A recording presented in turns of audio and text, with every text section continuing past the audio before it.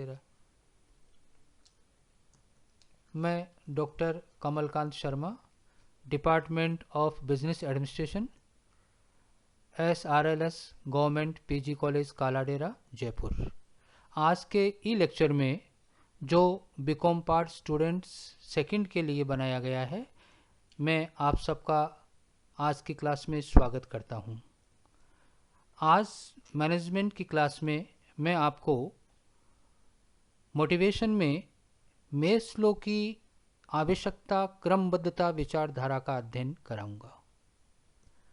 सबसे पहले मेस्लो का मैं परिचय देता हूं। मेस्लो का पूरा नाम डॉक्टर अब्राहम एच मेस्लो था, जो अमेरिका के बहुत ही प्रसिद्ध मनोवैज्ञानिक थे। उन्होंने 1940 में कर्मचारियों को अभिप्रेरित करने के लिए एक विचारधारा का प्रतिपादन किया, जिस विचारधारा को अभिप्रेरण की आवश्यकता क्रमबद्धता विचारधारा कहते हैं। मेस्लो ने अपनी विचारधारा का नाम आवश्यकता क्रमबद्धता विचारधारा need hierarchy theory of motivation इसलिए रखा था क्योंकि एक तो उन्होंने इस विचारधारा का प्रतिपादन मानवीय आवश्यकताओं को लेकर किया है और इन मानवीय आवश्यकताओं को उनके महत्व के आधार पर उन्होंने एक व्यवस्थित क्रम में इनको क्रमबद्ध किया है। इसलिए इस विचारधारा को आवश्यकता क्रमबद्धता विचारधारा कहते हैं। अब मैं आपको इस विचारधारा के बारे में बताता हूँ। मेस्लो की आवश्यकता क्रमबद्धता विचारधारा के अनुसार मानवीय आवश्यकताओं को एक क्रम में व्यवस्थित करके समय विशेष पर जो आवश्यकता प्रबल होती है, उस प्रबल आवश्यकता को संतुष्ट करके ही कर्मचारियों को मोटिवेट किया जा सकता है। अलग अलग कर्मचारियों की समय विशेष पर अलग अलग आवश्यकताएं प्रबल होती है, तो जिस कर्मचारी की उस समय विशेष पर जो आवश्यकता प्रबल है, उस आवश्यकता को जानकर प्रबंधक संतुष्ट कर दे, वो कर्मचारी अभिप्रेरित हो जाएगा। मेस्लो की विचारधारा कुछ महत्वपूर्ण मान्यताओं पर आधारित है। सबसे पहली मान्यता है मानवीय आवश्यकताएं अनंत है। मेस्लो का ये मानना था कि मानव एक इच्छा प्रधान प्राणी है, अर्थात मानवीय आवश्यकताएं अनंत है। एक आवश्यकता के संतुष्ट हो जाने पर उसकी अगली आवश्यकता स्वतः ही ऑटोमेटिकली उत्पन्न हो जाती है और आवश्यकताओं का यह क्रम जीवन पर्यंत चलता रहता है। मेस्लो ने ये कहा कि जैसे ही एक आवश्यकता एक उचित स्तर पर संतुष्ट हो जाती है, उससे अगले लेवल की नेक्स्ट लेवल की आवश्यकता ऑटोमेटिकली उत्पन्न हो जाती है। विचारधारा की दूसरी मान्यता है कि इन मानवीय आवश्यकताओं को उनके महत्व के आधार पर एक व्यवस्थित क्रम में रखा जा सकता है। जैसे कि अपन आगे चल डायग्राम में देखेंगे कि पांचों आवश्यकताएं एक क्रमबद्ध तरीके में व्यवस्थित की गई है। तीसरी मान्यता है कि संतुष्ट आवश्यकता अभिप्रेरक नहीं होती है। मेस्लो का सिद्धांत इस मान्यता पर आधारित है कि जिस कर्मचारी की जो आवश्यकता संतुष्ट हो गई है, उस आवश्यकता के द्वारा उस कर्मचारी को अभिप्रेरित नहीं किया जा सकता है। अर्थात अन्य शब्दों में कर्मचारियों की असंतुष्ट आवश्यकताओं को ज्ञात करके ही उनको अभिप्रेरित किया जा सकता है।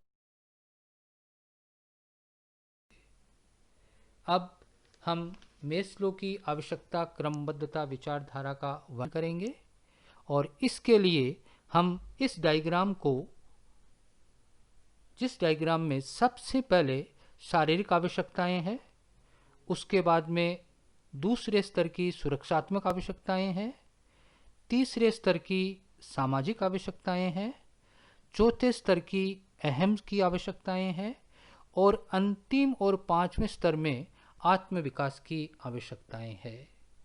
तो मेस्लो की आवश्यकता क्रमबद्धता विचारधारा मानवीय आवश्यकताओं को 5 भागों में विभक्त करके इस आवश्यकताओं का वर्णन किया गया है। सबसे पहले हम लेते हैं फिजियोलॉजिकल नीड्स या शारीरिक आवश्यकताएं।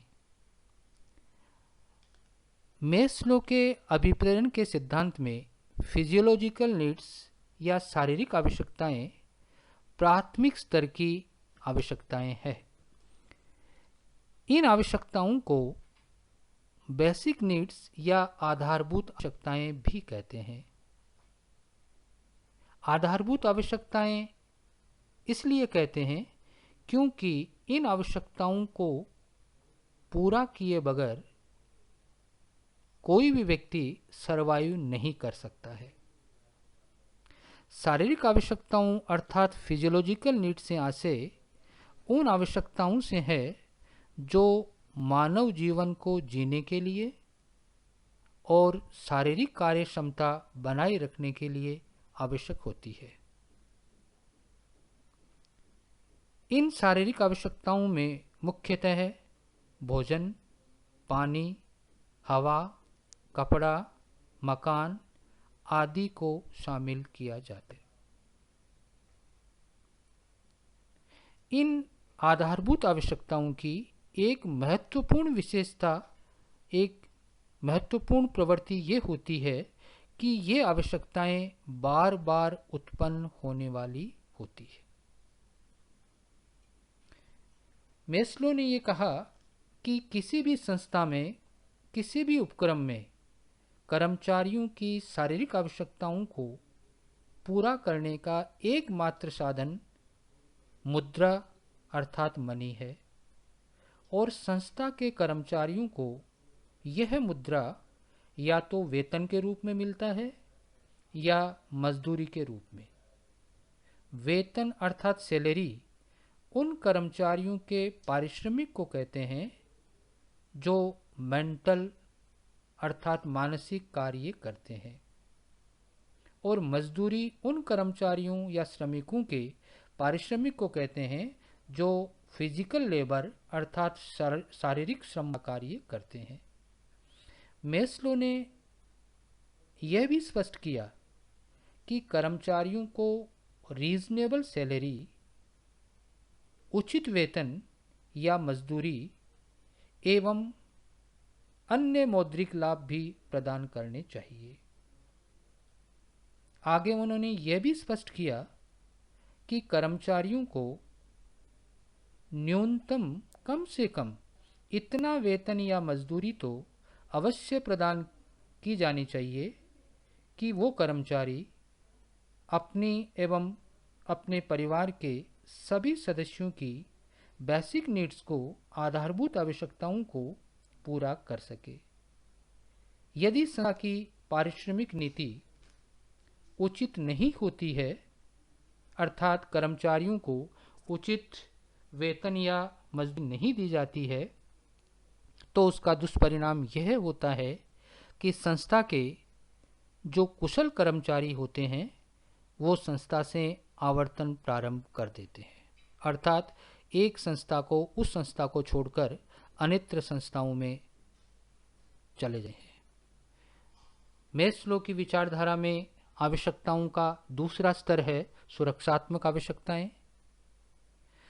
मेस्लो ने यह स्पष्ट किया कि जब कर्मचारियों की शारीरिक आवश्यकताएं एक उचित स्तर पर संतुष्ट हो जाती है तो स्वतः ही कर्मचारियों की नेक्स्ट लेवल की आवश्यकताएं, सुरक्षात्मक आवश्यकताएं प्रबल हो जाती है।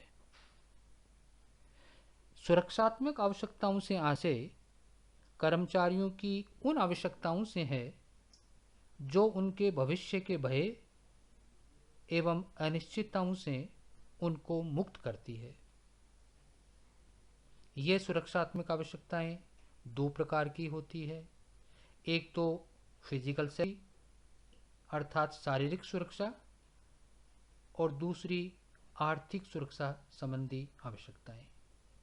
शारीरिक सुरक्षा से आशय उन सुरक्षा उपायों को अपनाने से है जिनके द्वारा संस्था में कार्यरत श्रमिकों या कर्मचारियों को कार्य के दौरान किसी भी दुर्घटना या शारीरिक क्षति से रोका जा सके। जैसे उदाहरण के तौर पर जो श्रमिक मशीनों के साथ कार्य करते हैं तो दुर्घटनाओं की संभावनाओं को रोकने के लिए उपाय करना, संस्था में उपक्रम में अग्निशमन यंत्रों का समुचित प्रयोग करना आदि आदि। और कर्मचारियों को आर्थिक सुरक्षा प्रदान करने के लिए, इकोनॉमिक सेफ्टी प्रदान करने के लिए उनकी नौकरी में स्थायित्व प्रदान करना चाहिए, यानी कि उनके जॉब को परमानेंट कर देना चाहिए, न कि टेम्परेरी।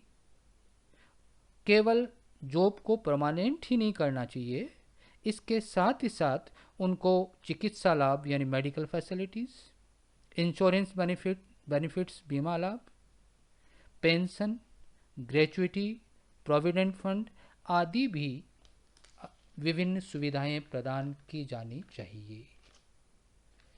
इसके बाद में मेस्लो की आवश्यकता विचारधारा में तीसरे स्तर की आवश्यकताएं हैं सामाजिक आवश्यकताएं।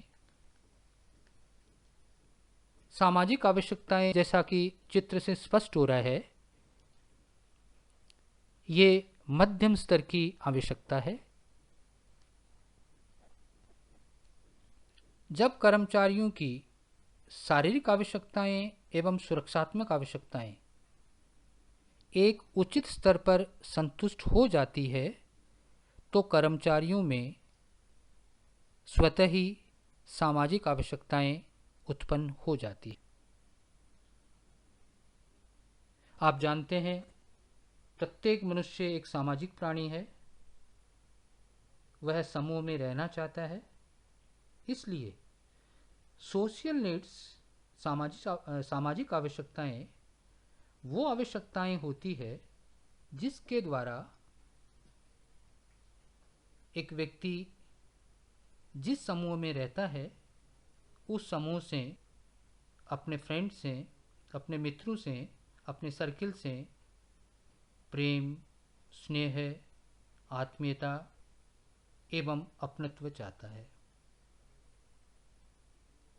और विभिन्न संस्थानों में, संगठनों में कर्मचारी अपनी इन सामाजिक आवश्यकताओं को पूरा करने के लिए विभिन्न आधारों पर, जैसे कि कॉमन लाइकिंग और डिसलाइकिंग, पसंद के आधार पर, अपने कॉन्टेक्ट्स यानी समूहों के आधार पर, रुचियों के आधार पर, एटीट्यूड्स सोच के आधार पर, लैंग्वेज भाषा के आधार पर, जेंडर के आधार पर, कास्ट के आधार पर, रिलीजन के आधार पर आदि विभिन्न आधारों में से किसी भी आधार पर छोटे छोटे अनौपचारिक समूह बना लेते हैं। जैसे कि पॉजिटिव एटीट्यूड्स वाले कर्मचारियों का एक अनौपचारिक समूह हो गया, एटीट्यूड के आधार पर अनौपचारिक समूह है। हिंदुओं का एक समूह हो गया, रिलीजन के आधार पर एक अनौपचारिक समूह है। ब्राह्मणों का एक समूह होगा, कास्ट के आधार पर एक अनौपचारिक समूह है। महिलाओं का एक ग्रुप है, पुरुषों का एक ग्रुप है, यह जेंडर के आधार पर हो गया। इसी प्रकार किसी भी आधार पर वो छोटे छोटे अनौपचारिक समूह बना लेते हैं। लेकिन जैसा कि हम देखते हैं कि संगठनों में जो प्रबंधक वर्ग होता है वो कर्मचारियों द्वारा बनाए गए इन अनौपचारिक समूह का विरोध करता है। क्यों विरोध करता है? क्योंकि प्रबंधक ये मानकर चलते हैं कि कर्मचारी इस तरह के छोटे छोटे समूह बना लेंगे तो वो यूनाइटेड हो जाएंगे और उनके यूनिटी में आने से संस्था पर कोई प्रतिकूल प्रभाव हो सकता है। इसलिए वो इन अनौपचारिक समूह का विरोध करते हैं। लेकिन मेस्लो ने प्रबंधकों को सजेस्ट किया कि प्रबंधकों को चाहिए कि वे इन अनौपचारिक समूह का विरोध न करके इन अनौपचारिक समूह या संगठनों को एप्रिशिएट करें, प्रोत्साहित करें, जिससे कर्मचारी अपनी सोशल नीड्स को संतुष्ट कर सकें। क्योंकि यदि कर्मचारियों की सामाजिक आवश्यकताएं संतुष्ट नहीं होती है तो संस्था को बहुत बड़ा नुकसान हो सकता है। क्यों? क्योंकि यदि वो सोशली डिससेटिस्फाइड रहते हैं तो उनमें नॉन कोऑपरेशन, असहयोग की भावना उत्पन्न होगी, विरोध की भावनाएं उत्पन्न होगी और उनका संगठन की, संस्था की प्रगति पर प्रतिकूल प्रभाव पड़ेगा और कर्मचारियों का संस्था के प्रति आकर्षण भी धीरे धीरे समाप्त होता चला जाएगा। विचारधारा की अगले स्तर की आवश्यकता है अहम एवं सम्मान संबंधी आवश्यकताएं। कर्मचारियों की सामाजिक आवश्यकताओं की अर्थात सोशल नीड्स की संतुष्टि के बाद उनमें अहम संबंधी आवश्यकताएं प्रबल होती है।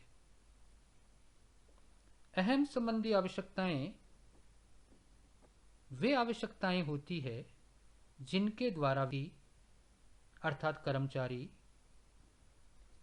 अपने समूह में, अपने संगठन में सम्मान चाहता है, प्रशंसा चाहता है, मान्यता चाहता है, स्वतंत्रता चाहता है, पद एवं ख्याति चाहता है। सेल्फ एस्टीम या ईगो नीड्स, अहम एवं सम्मान संबंधी आवश्यकताएं दो प्रकार की होती है, एक आंतरिक इंटरनल और एक एक्सटर्नल। यदि कर्मचारी की इंटरनल अर्थात आंतरिक सम्मान संबंधी आवश्यकता प्रबल है तो उसमें आत्मविश्वास जागृत होता है, सेल्फ कॉन्फिडेंस आता है।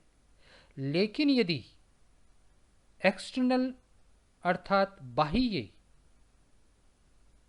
अहम संबंधी आवश्यकता प्रबल है तो जैसा कि आप देखते हैं कि व्यक्ति जिस वातावरण में रहता है, जिस सराउंडिंग में रहता है, तो उस सराउंडिंग या वातावरण के लोगों में वो रेस्पेक्ट प्राप्त करना चाहता है और रेस्पेक्ट प्राप्त करने के लिए जैसा हम देखते हैं कि वो अपने आप को सुपीरियर शो करता है और सुपीरियरिटी शो करने के लिए महंगे महंगे ब्रांड्स के ड्रेस पहनना, ब्रांडेड मोबाइल्स लेना, ब्रांडेड 4 व्हीलर्स यूज़ करना, ये सब अपनी बाह्य अहम संबंधी आवश्यकताओं के लिए वो प्रयास करता है। मेस्लो ने प्रबंधकों को सुझाव दिया कि व्यक्तियों अर्थात कर्मचारियों के कार्यों या प्रयासों को रिकॉग्नाइज करके, उनके एफर्ट्स को मान्यता देकर, उनके कार्यों की प्रशंसा करके, उनको समय पर पदोन्नति देकर उनकी अहम संबंधी आवश्यकताओं को संतुष्ट किया जा सकता है। लेकिन मेस्लो ने यह भी कहा है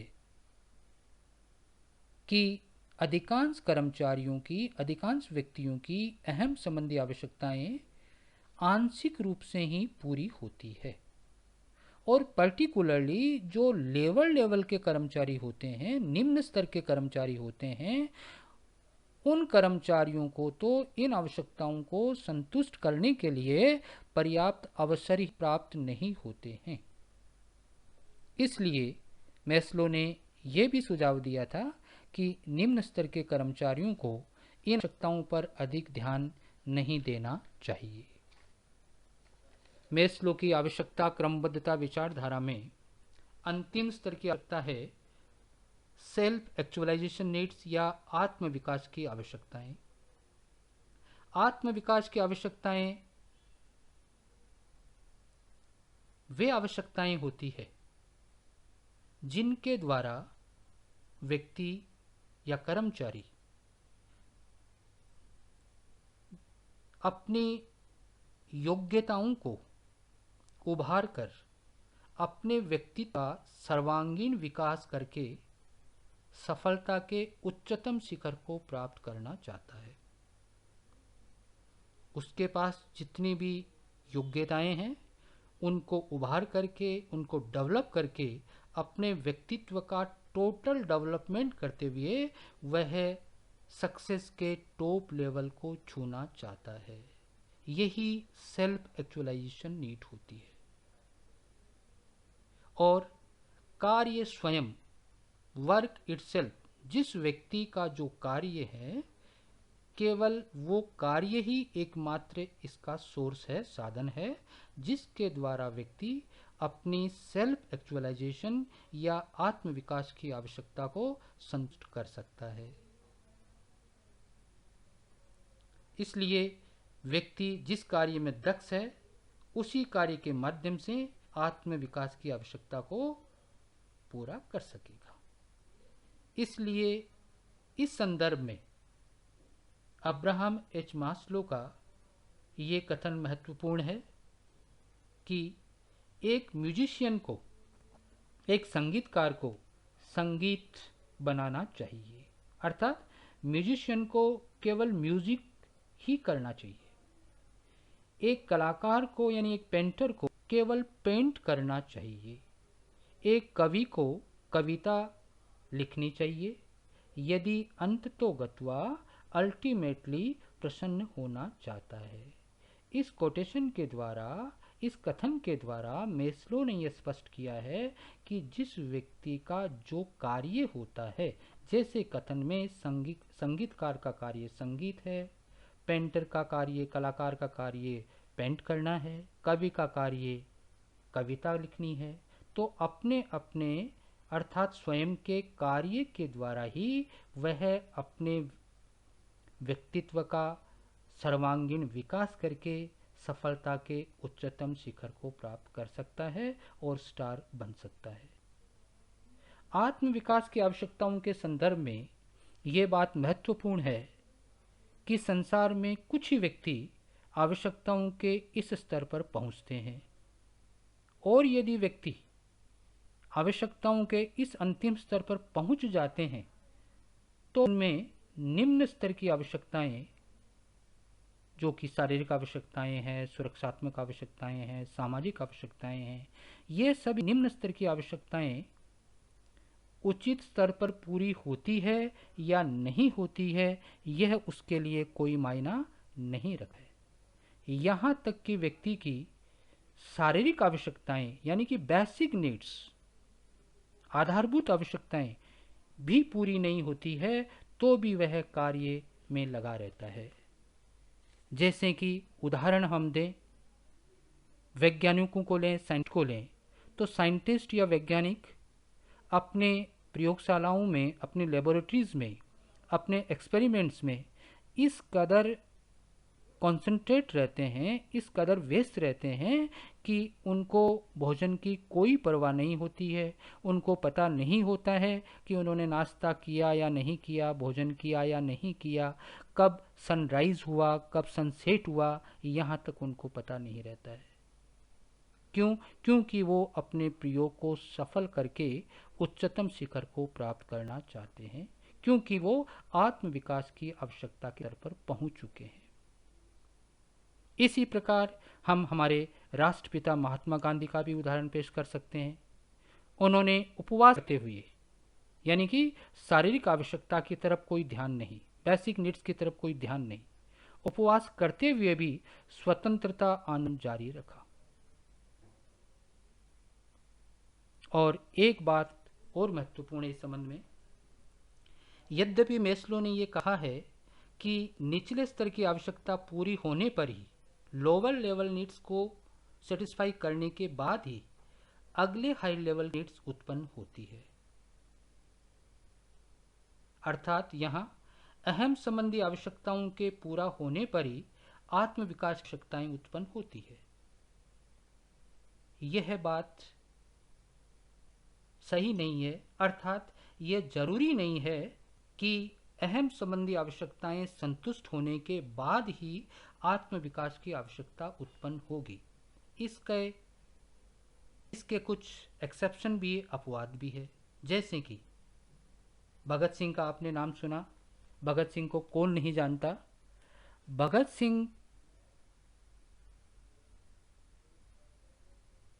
भगत सिंह में जीवन के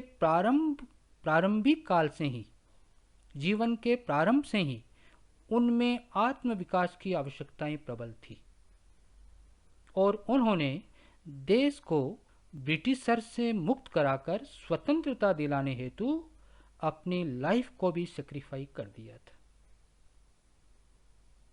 थैंक यू, धन्यवाद।